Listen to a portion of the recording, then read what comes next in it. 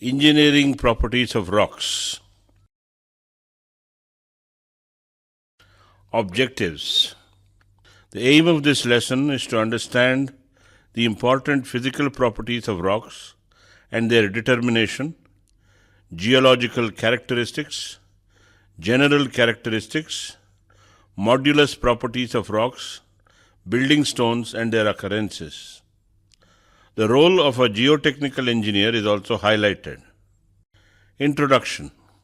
Engineering properties of rocks is a collective nomenclature which includes all such properties of rocks that are relevant to engineering application after their extraction from natural beds or without extraction, that is, in situ conditions. The first set include all those properties for which a rock must be tested for selection as a material for construction, such as a building stone, road stone, or aggregate for concrete making. The second set of the properties include the qualities of a natural bedrock as and where it exists. That would determine its suitability or otherwise as a construction site for a proposed engineering project. Obviously, in both cases, the economy and safety of an engineering project are greatly dependent upon the proper understanding and determination of the engineering properties of rocks. Engineering properties of rock are controlled by the discontinuities within the rock mass and the inherent properties of the intact rock. Therefore, engineering properties must account for the properties of the intact rock and for the properties of the rock mass as a whole. A combination of laboratory testing of small samples, empirical analysis, and field observations should be employed to determine the requisite engineering properties. Rock properties can be divided into two categories: intact rock properties and rock mass properties. Intact rock properties are determined from laboratory tests on small samples, typically obtained from coring, outcrops, or exposures along existing cuts. Common engineering properties typically obtained from laboratory tests include specific gravity, point load strength, compressive strength, tensile strength, shear strength, modulus, and durability. Rock mass properties are determined by visual examination and description of discontinuities within the rock mass. It should follow the suggested methodology of the International Society of Rock Mechanics, ISRM 1978, and how these discontinuities will affect the behavior of the rock mass when subjected to the proposed construction. Physical properties of rocks. In most of the engineering applications, rocks are used as building stones.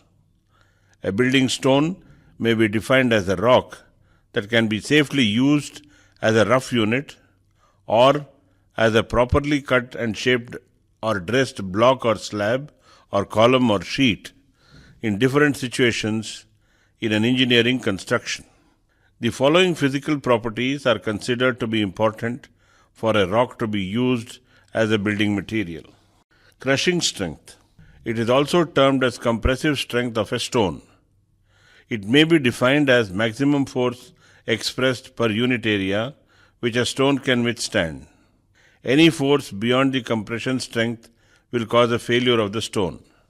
Mathematically, compressive strength is expressed by simpler method as follows: C0 equals P divided by A, where C0 equals compressive strength, P equals load at failure, A equals area of cross-section of stone under P. The determination of compressive strength of a building stone involves making standard test specimens, which are either cubes of 5 cm side or cylinders of length to diameter ratio of 2 or 2.5. These specimens are then loaded gradually, one at a time, after placing on the base plate of a universal testing machine till the first crack appears in the specimen. Any further loading will crush the specimen. The compressive strength determined in this way using the above relationship is called unconfined or universal compressive strength. because the test specimen has no lateral support or restraint. When the compressive strength is tested by a method providing a lateral support, as by keeping the specimen in a special cell filled with a liquid under pressure, the value obtained then it is called as confined or triaxial compressive strength. The crushing strength of a rock depends on a number of factors such as its mode of formation, composition, texture and structure, moisture content, and extent of weathering it has already suffered. Igneous rocks are crystalline rocks. They are compact and characterized by interlocking in texture and uniform in structure. These rocks possess very high crushing strengths compared to sedimentary and metamorphic rocks. In the sedimentary and metamorphic rocks, the presence of planes of weakness along bedding planes, foliation and schistosity and cleavage greatly affects the compressive strength both in direction and magnitude. The sandstone may show a very low crushing strength when loaded parallel to bedding planes than when loaded perpendicular to the same structure. Except for sandstone, quartzite and most other sedimentary and metamorphic rocks are composed of clays, calcareous and hydrated silicate minerals which are inherently weak in strength. Crushing strengths of common types of building stones are generally higher than the loads they are supposed to withstand in ordinary type of building constructions. The compressive strengths of some rocks and their range are as follows. They are expressed in kg per centimeter squared. Dolerite equals 1500 to 3500. Basalt equals 1500 to 3500. Quartzite equals 1500 to 3000. Granite 1000 to 2500. Marble 700 to 2000. Gneisses 500 to 2500. Sandstone 200 to 2500. And limestone 200 to 2000. During the last few years, thousands of tests have been made to classify the rocks on the basis of uniaxial compressive strength into grades. The following classification proposed by Deere and Miller has been found useful. Class A, description very high strength, uniaxial compressive strength in kg per centimeter squared more than 2240. B, high strength 1120 to 2240. C, medium strength 500 to 1120. D, low strength 200 to 500. E, very low strength less than 200. Transverse strength. It is defined as the capacity of the stones to withstand bending loads. Such loads are only rarely involved in situations where stones are commonly used. But when a stone is intended for use as a beam or a lintel, its transverse strength is determined as modulus of rupture using the following relationship.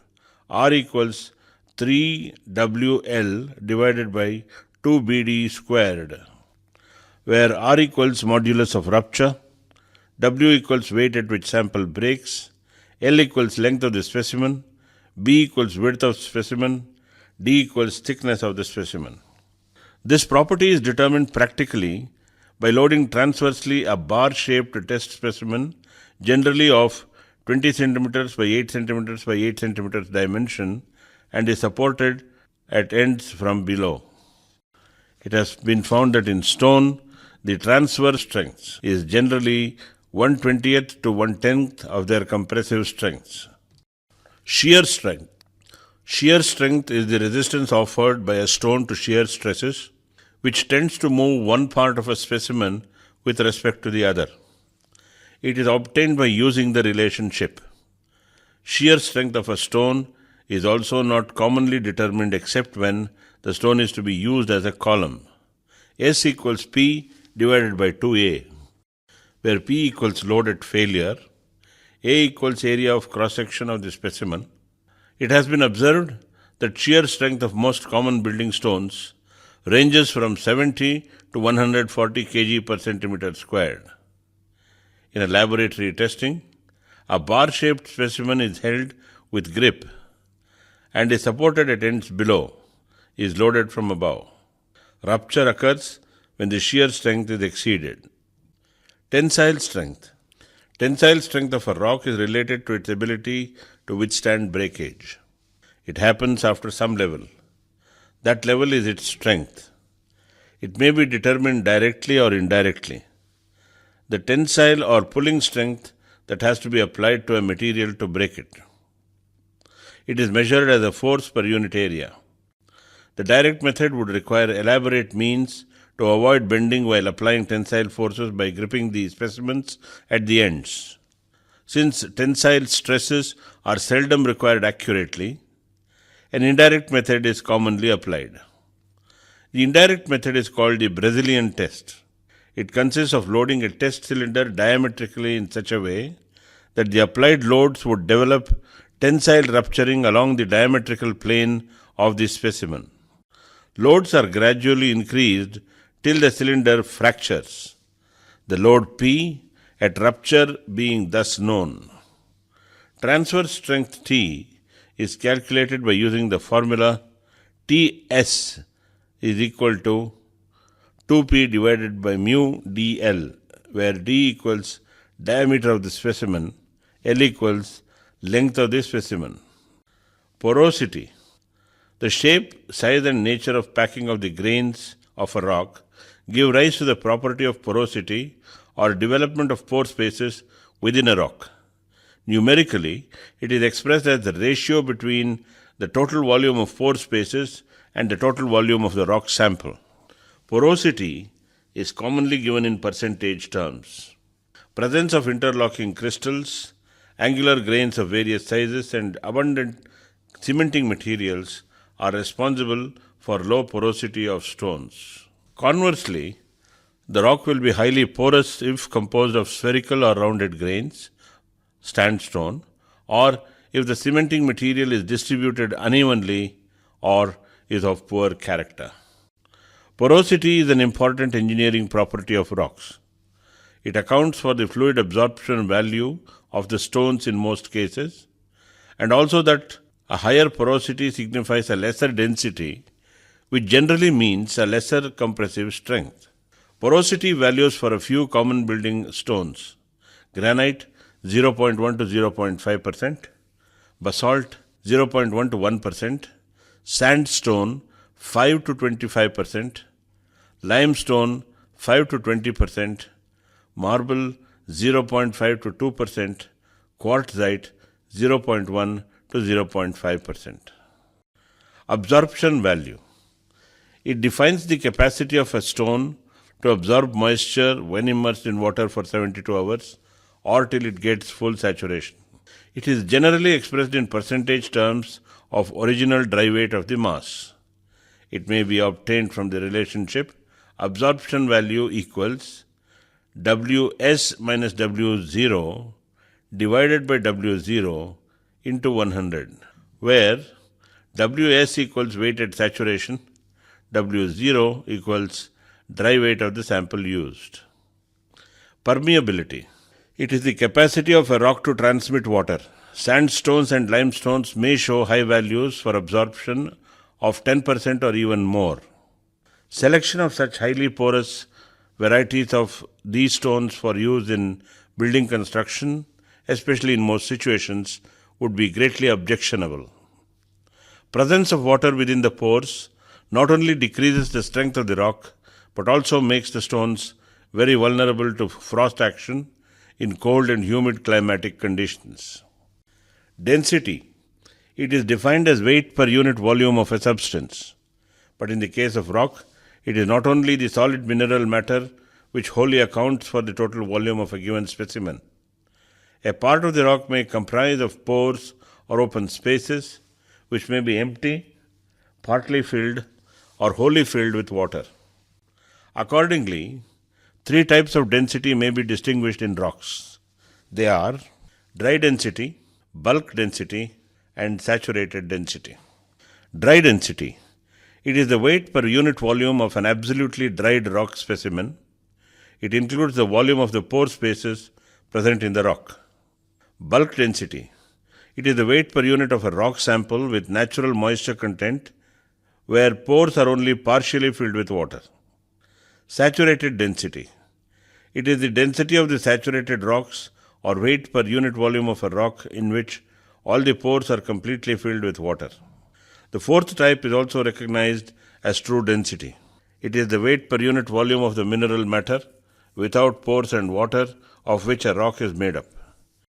In most engineering calculations, it is the bulk density which is used frequently. Bulk density values in gram per cubic centimeter for some common building stones are granite 2.7, basalt 2.9, sandstone 2.6, and limestone 2.2 to 2.6. Abrasive resistance. It is more a qualitative than a quantitative property. It may be broadly defined as the resistance which a stone offers to rubbing action of one kind or another. Determination of this is of considerable significance when stones are intended for use in situations where rubbing by natural or artificial causes is involved as a routine. Example, stones used in paving along roads, facing stones in buildings of arid region where strong sand-laden winds are blown. These type of situations demand stones that have not only high abrasive resistance but also of essentially uniform composition, so that the wear is as uniform as possible. Stones composed of more than one mineral, like granite, may look quite appealing. In such cases, when freshly used, but within short time, they may get pitted or disfigured because of unequal wear of different mineral components. Frost and fire resistance. Many building stones show quick disintegration of building stones or rocks when used in situations involving frost formation or excessive cold or heating. Frost causes disintegration by expansion of water on breathing within the rock pores. In the case of fire, the unequal expansion in different mineral components and also at different depths from surface inwards may cause disintegration. This effect becomes more pronounced when the rock is first heated and then suddenly cooled by water. Heavy stones including granites crumble to pieces under such a treatment. It is easy to understand that rocks which are found porous and weak in strength are easily deteriorated in cold humid climates by frost action. Limestone and sandstones fall in this category. They show very poor frost resistance. Fire resistance is especially determined when the stone is intended for use around stoves, heating places, and in the wall of furnaces. Only compact and massive sandstones and quartzites suit reasonably well in fire and heating places. Method of determining and rock properties. Subsurface rock properties are generally determined using one or more of the following methods. In situ testing during the field exploration program, laboratory testing, and back analysis based on site performance data. In situ field testing. The geotechnical engineers are expected to determine various soil and rock parameters under natural in-place conditions. This type of testing is useful for projects where obtaining representative samples suitable for laboratory testing is difficult, such as those involving soft clays, loose sands, and or soils below the water table. Common in situ tests are performed in conventional drilled borings, whereas specialized tests require a separate borehole or different insertion equipment. Field in situ borehole tests can be grouped into three categories: correlation tests, standard penetration test SPT, dynamic penetration test DPT, strength and deformation tests. Penetrometers such as cone penetrometer test CPT and piezo cone, penetrometer test PQS, pressure meters PMT such as Menard, self-boring and dilatometer, stress or shear devices such as vane shear and borehole shear tests, permeability tests, pump tests and slug tests, water pressure tests, hydraulic conductivity tests, percolation tests. Laboratory testing of rock. Rock strength is measured by laboratory testing. Strengths are very different depending on the stress field applied to the rock. All rocks and soils are very much stronger in possessing compression strength than in tensile strength. The two common laboratory tests to determine the compressive strengths of rock are uniaxial unconfined compression test. In this method, a cylindrical rock core is loaded axially until it fails. Triaxial confined compression test. In this method, a cylindrical rock core is placed in a cell subjected to all around confining pressure by hydraulic oil acting through a thin impermeable membrane and loaded axially to failure. There are a variety of tests used to determine the tensile strength of rock. Direct pull test. A cylindrical rock core sample is anchored at both ends and stretched. Brazilian test.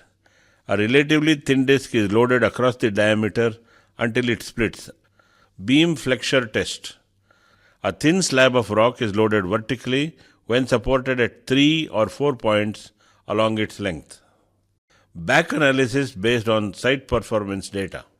Back analysis is a quantitative approach to adjust soil or rock properties to match measurable site performance. Back analysis is a method used to determine engineering properties of soil or rock. It is often used with geotechnical failures. When failures occur, back analysis can be used to model the conditions and loads which resulted in failure. Back analysis can also be used in some situations where failure has not occurred, but the geotechnical performance can be quantified. Example, deformations. Back analysis is a quantitative approach to adjust soil or rock properties to match measurable site performance. Most back analyses in geotechnical engineering are based on methods that utilize field displacement monitoring data. Following are the methods of back analysis. Back analysis of slopes, back analysis of soil settlement resulting from changes in landing, back analysis of foundations, and use of numerical modeling for back analysis.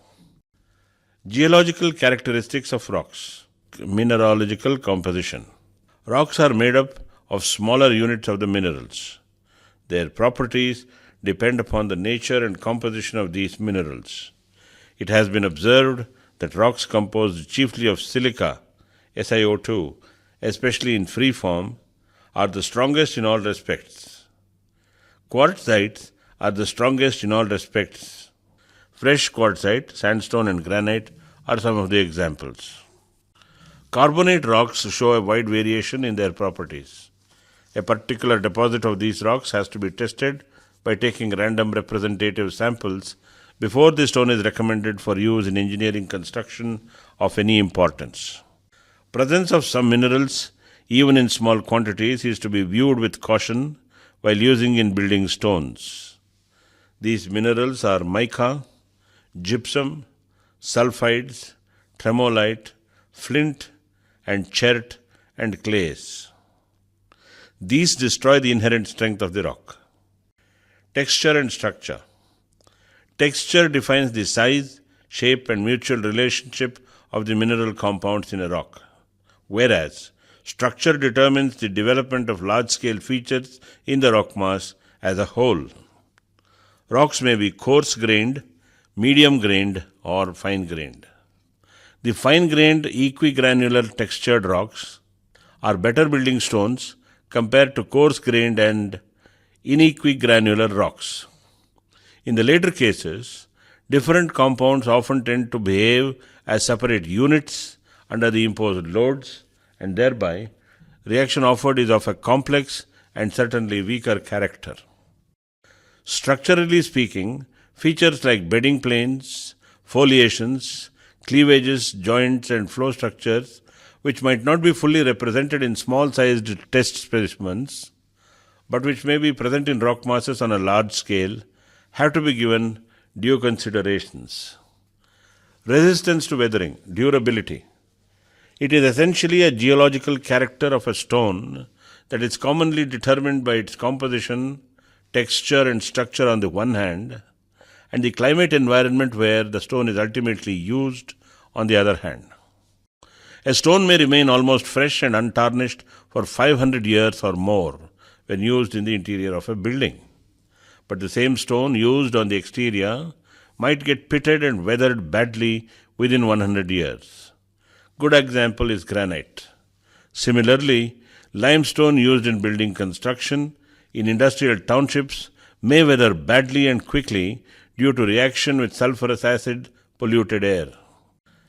Whereas the same rock used only a little amount in temples and forts and historical buildings may last for centuries.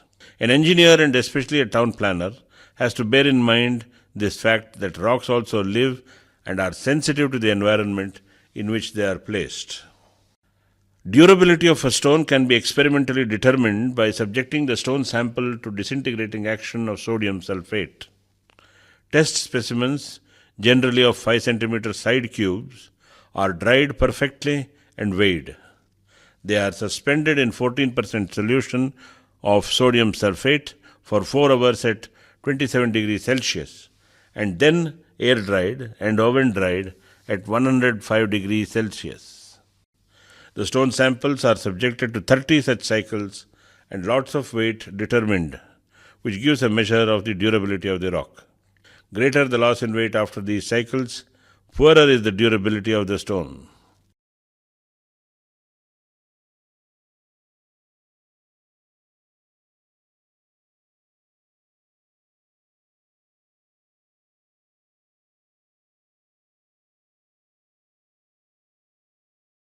Cost. It is an important consideration similar to engineering properties or geological character. A stone may be quite suitable for use in building construction on first two considerations, but still it may not find use for the simple reason that it is uneconomical.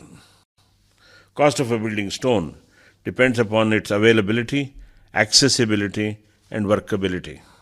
Good quality building stones are not available elsewhere. Their transport from one place to another might be a very costly affair. The workability of a stone is understood from the ease in effort and economy with which it can be extracted from its place of occurrence and dressed to the desired dimensions and shapes. Harder and stronger rocks become costlier on these accounts. Color.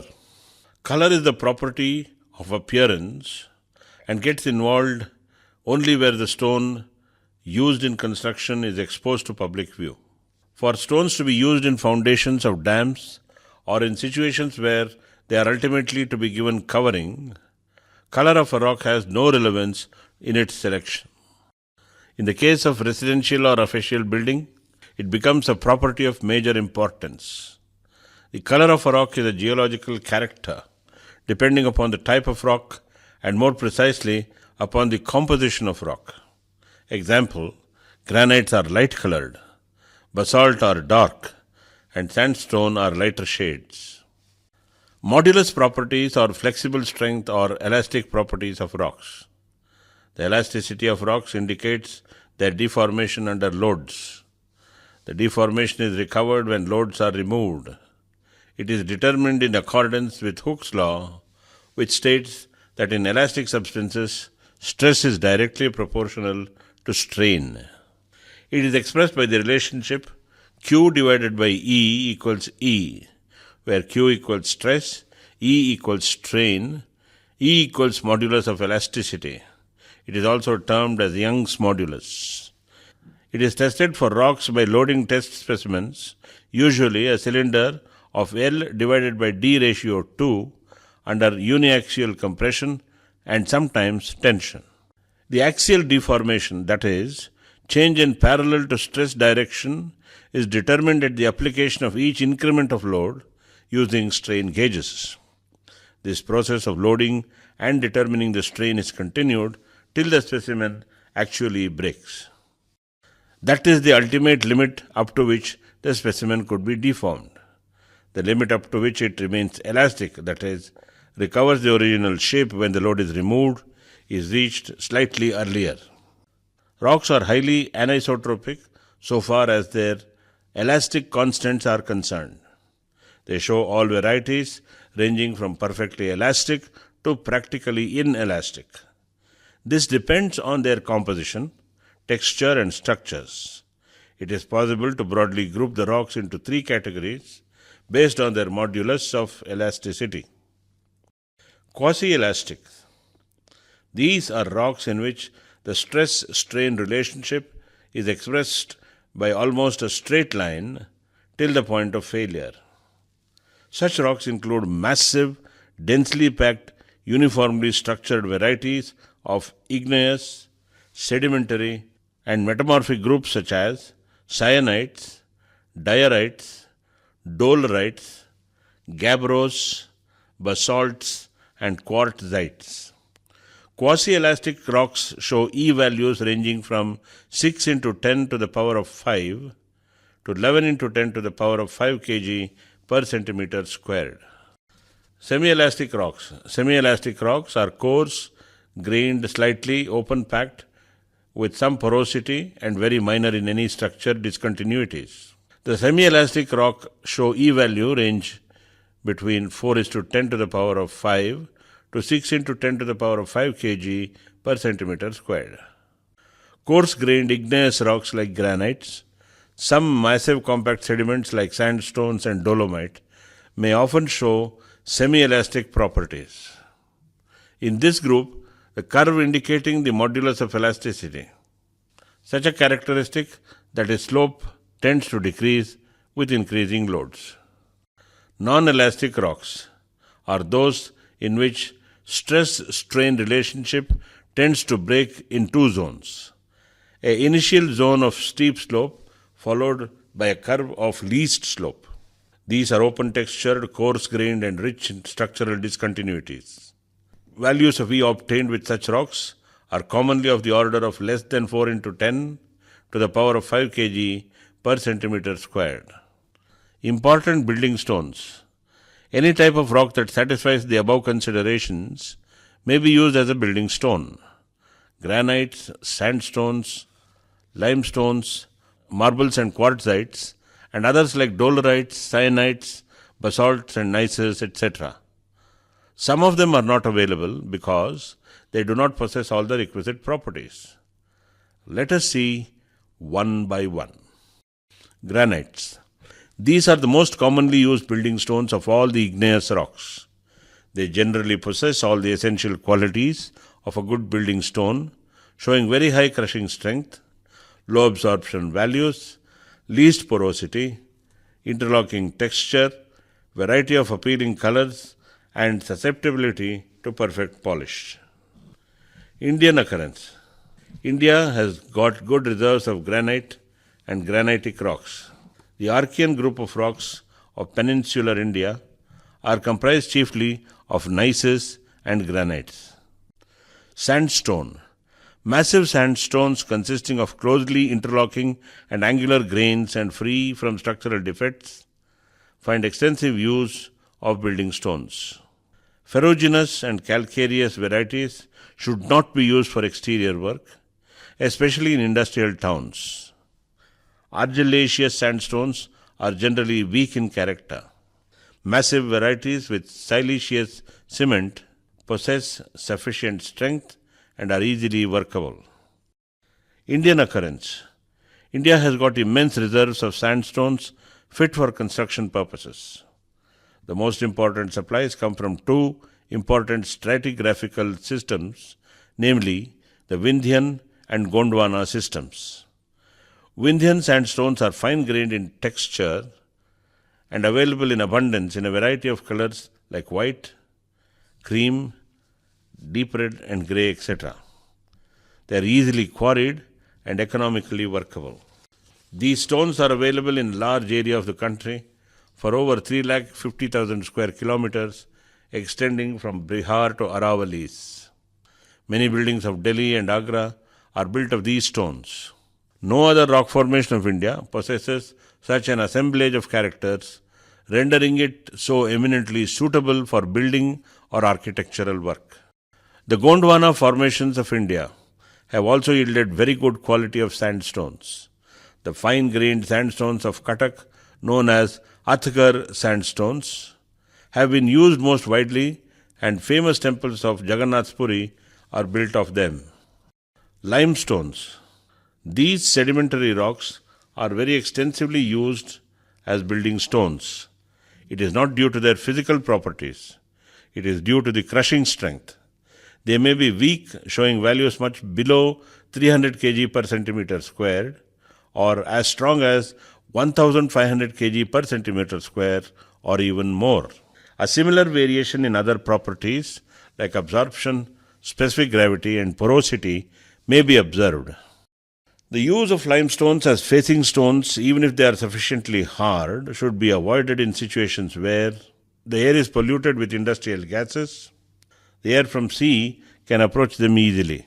The reason for first precaution is that sulfuric acid vapors contained in the industrial gases react with calcium carbonate of limestone, producing gypsum or calcium sulfate crystals.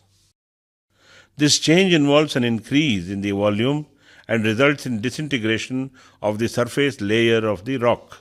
Salt crystals may be formed from moist air from sea and cause dampness and disintegration of the stone. Indian occurrence. Limestones occur in many geological formations of this country.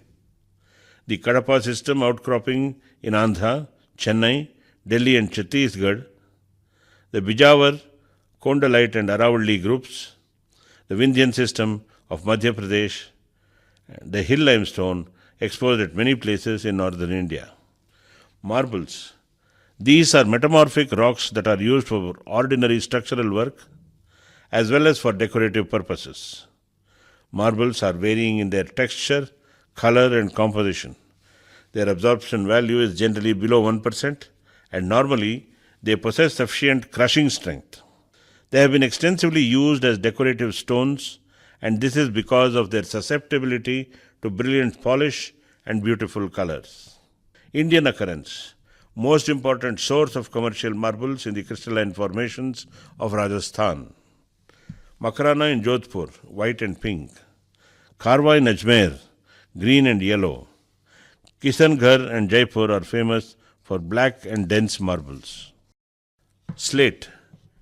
It is another metamorphic rock characterized by a perfect cleavage, and because of this property, it does not find any use in building stones except for paving roofing purposes. Conclusion. It is a well-known fact that rocks play a vital role in constructing the structures which are destined to be strong, appealing, and economical.